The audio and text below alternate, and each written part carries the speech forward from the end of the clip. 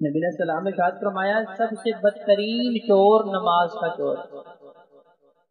صحابہ حیران، یا رسول اللہ چوری تو درم و دینار کی ہوتی ہے، چوری تو روپے پیسے کی ہوتی ہے، دنیاوی ساز و سامان کی ہوتی ہے، کسی کی سواری چورا لی، کسی سے کوئی مال چھین لیا، یہ چوری سمجھ آتی ہے۔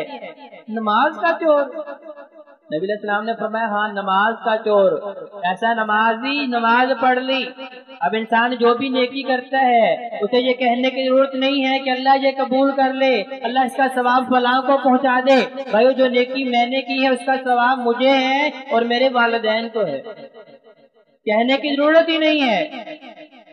اب انسان نیکی کرتے ہیں، وہ نیکی اس کے جسم سے نکلتی ہے اور جنتی لباس کے اندر لپیٹ کے اس نیکی کو جنت میں چھوڑ دیا جاتا ہے۔ اب وہ نیکی جو ہے وہ بڑھنا شروع کر دیتی ہے۔ نبی کریم علیہ السلام نے اس کی مثال دی، فرمایا کہ انسان اللہ کی راہ میں ایک کھجور کی گٹھلی کے برابر صدقہ کرتا ہے، جب حشر کے میدان میں اس کے نامہ اعمال کے اندر ثواب رکھا جائے گا، احد پہاڑ سے بھی زیادہ ثواب کہاں سے آ گیا؟ کیونکہ بھائیو وہ نیکی جنت میں گئی ہے، اب وہ نیکی اللہ کے فضل سے بڑھ رہی ہے۔ اب یہ نیکی جو نماز پڑھی اب وہ آسمانوں کی طرف گئی ہے، آسمان کے دروازے پہ دستک دی جاتی ہے۔ آگے سے پوچھا جاتا ہے ہاں جی کیا مسئلہ ہے، کون ہو؟ کہتی میں فلاں بندے کی نماز ہوں، دروازہ کھولا جائے، میں نے جنت میں جانا ہے۔ اس کے دروازے نہیں کھلتے کیونکہ لقد کان لکم فی رسول اللہ اسوۃ حسنہ۔ اب یہ نماز وہ نماز نہیں ہے جس کے متعلق اللہ کے نبی نے فرمایا تھا صلو کما رأیتمونی اصلی، لوگوں نماز ویسے پڑھو جیسے مجھے پڑھتا ہوا دیکھتے ہو۔ ہم نے دیکھا تو نہیں لیکن اللہ کے نبی کی باتیں ہم تک پہنچی ہیں۔ بتایا گیا ہے کہ اللہ کے نبی کا قیام ایسا تھا، اللہ کے نبی کا رکوع ایسا تھا، اللہ کے نبی کا سجدہ ایسا تھا، وہ ساری چیزیں بتائی گئی ہیں۔ اب اس نماز کے اندر محبوب علیہ السلام کی سنت موجود نہیں ہے، دروازے نہیں کھلتے، وہ نیکی واپس آتی ہے، زمین کے دروازے بھی بند ہو چکے ہیں، دستک دی جاتی ہے، کہا ہاں جی کیا مسئلہ ہے، کہا دروازے کھولو، میں نے واپس جانا ہے، کہا تو نیکی ہے، تیرا مسکن تو اوپر ہے، تو نے نیچے نہیں آنا، اب زمین کے دروازے بھی نہیں کھلتے۔ وہ نیکی کبھی آسمان کی طرف کبھی زمین کی طرف در بدر کی ٹھوکریں کھانے کے باوجود جو ہے ایسی نماز بددعا کرتی ہے اللہ جس طرح میں ٹھوکریں کھا رہی ہوں، جس طرح میں ذلیل و خوار ہو رہی ہوں، اللہ اسے بھی رسوا کر دے۔ فویل للمصلین، ہلاکت ہے ایسے نمازیوں کے لیے جو اپنی نمازوں میں غافل ہیں کہ دنیا جہان کے سارے حساب نماز میں، دنیا جہان کی ساری باتیں نماز میں، سارے مشورے نماز میں۔ بھائیو یہ وہاں مشورہ کرنا تھا اپنے رب سے کرنا تھا کہ اللہ میں حاضر ہو گیا ہوں، اللہ میری مصیبتیں ٹال دے، اللہ میری زندگی میں سکون نہیں ہے، اللہ مجھے سکون عطا کر دے، اللہ میرے معاملات کے اندر خیر نہیں ہے، اللہ ان کے اندر خیر کر دے۔ تو بھائی گویا کہ یہ ساری چیزیں میں نے کہاں سے سیکھی تھی؟ نبی کریم صلی اللہ علیہ وآلہ وسلم کی سیرت سے سیکھنی تھی۔ تو نبی علیہ السلام نے صحابہ کو کیا سکھایا؟ سب سے بڑی چیز دین اسلام کا سب سے بڑا حسن بھائیو معاملات کے اندر وہ ہے مساوات۔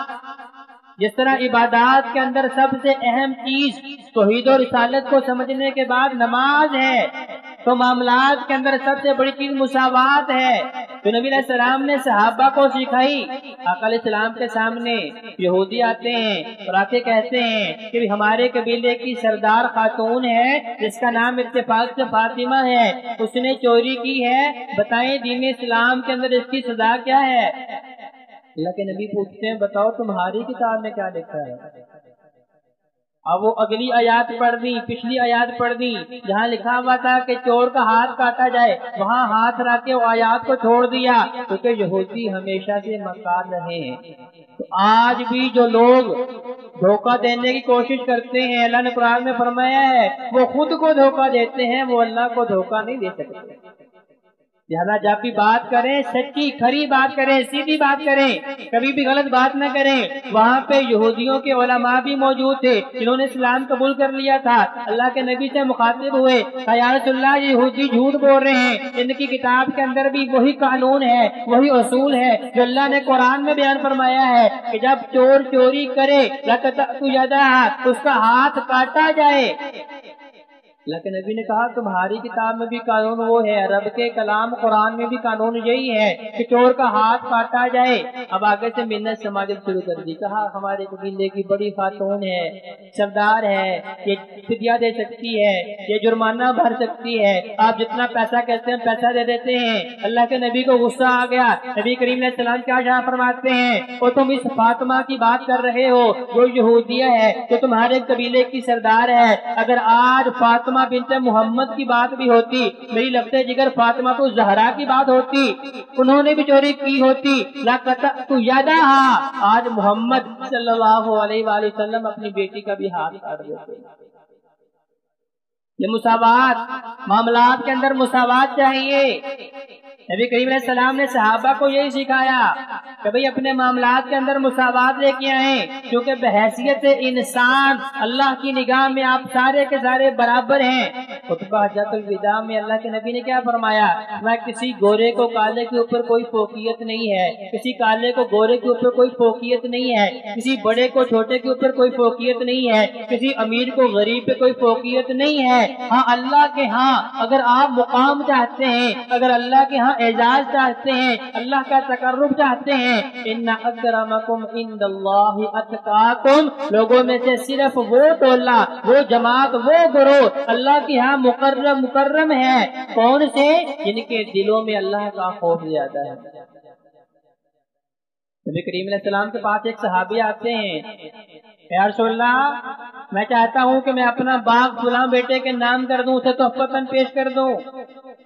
نبی علیہ السلام نے فرمایا تمہارا ایک ہی بیٹا ہے؟ کہا نہیں اور بھی بیٹے ہیں۔ کہا پھر اور باغ بھی ہیں؟ کہا نہیں باغ بھی ایک ہے۔ کہا پھر یہ تمہارے لیے بات جائز نہیں، مناسب نہیں، یہ ظلم اور زیادتی ہے کہ تم ایک بیٹے کے نام اپنی پوری جائیداد کر دو اور باقی کو محروم کر دو۔ کہا تمہاری خواہش ہے جتنا تم اس بیٹے کو دینا چاہتے ہو بقیہ بیٹوں کو بھی مساوی دو، پھر تم ایسا کر سکتے ہو۔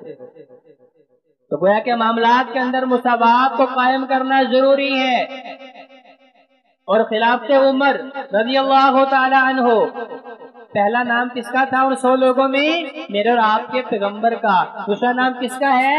عمر فاروق رضی اللہ تعالی عنہ کا۔ تو ہم بھی دیکھتے ہیں اور سیکھتے ہیں کہ عمر فاروق رضی اللہ تعالی عنہ نے جب خلافت سنبھالی تو کون سے ایسے اصول بنائے جن کی وجہ سے 22 لاکھ مربع میل کے اندر امن ہی امن ہے اور سکون ہی سکون ہے۔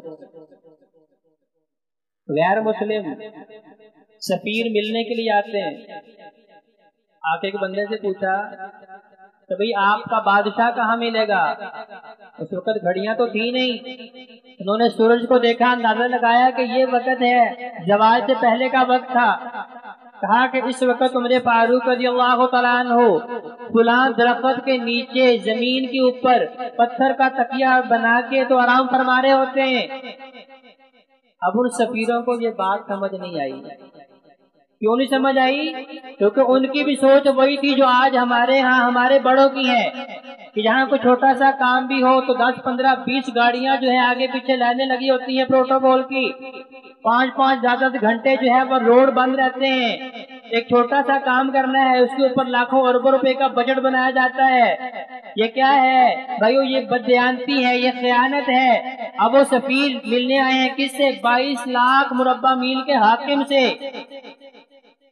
کہا یہ بندہ کیا کہہ رہا ہے؟ اس وقت عمر فاروق جس کا نام سن کے کیسر و کسرا، روم اور فارس اپنے محلات میں ڈرتے ہیں، کانپتے ہیں، اور یہ بندہ اس وقت درخت کے سائے میں زمین کے اوپر پتھر کا تکیہ بنا کے کیسے سو سکتا ہے؟ ان کا یہ بندہ ہمیں لگتا ہے کہ اس کا ذہنی توازن درست نہیں۔ دوسرے بندے سے پوچھا، اس نے بھی یہی کہا، تیسرے سے پوچھا، اس نے بھی یہی کہا۔ بلاخر چلتے چلتے جا کے دیکھا کہ واقعی عمر فاروق رضی اللہ تعالیٰ عنہ زمین پہ لیٹے ہیں درخت کے سائے میں، اور پتھر کو اپنے سر کے نیچے رکھا ہوا ہے اور آرام کی نیند سو رہے ہیں۔ آج کے یہ لوگ جنہوں نے غریب عوام کا خون چوسا ہوا ہے اور کئی سالوں سے عوام کے اوپر مسلط جبرن جو ہے ہمارے اوپر کیے جاتے ہیں، پوچھ کے دیکھیں اطمینان کی نیند نہیں آتی۔ سکون کی نیند نہیں آتی، کیونکہ اللہ نے جو ان کو امانت دی ہے اس کے اندر جو ہے اس کا حق ادا نہیں کرتے اور ابا کا حق ادا نہیں کرتے۔ نبی کریم علیہ السلام نے ارشاد فرمایا کلکم راعٍ وکلکم مسئول عن رعیتہ، تم میں سے ہر بندہ ذمہ دار ہے اور اسے اس کی رعیت کے بارے میں پوچھا جائے گا۔ لیکن یہاں لوگ جو ہیں خودکشیاں کر رہے ہیں، لوگوں کی عزتیں جو ہیں وہ نیلام ہو رہی ہیں، مرنے والے کو نہیں پتا کیوں مار رہا ہے، مارنے والے کو نہیں پتا کیوں مار رہا ہے، بدامنی لا قانونیت کیوں؟ کیونکہ بھائیو وہ اصول جو اللہ کے نبی نے صحابہ کو سکھایا اور صحابہ نے اپنے دور خلافت کے اندر قائم کر کے بتایا کہ مساوات کیسی ہوتی ہے۔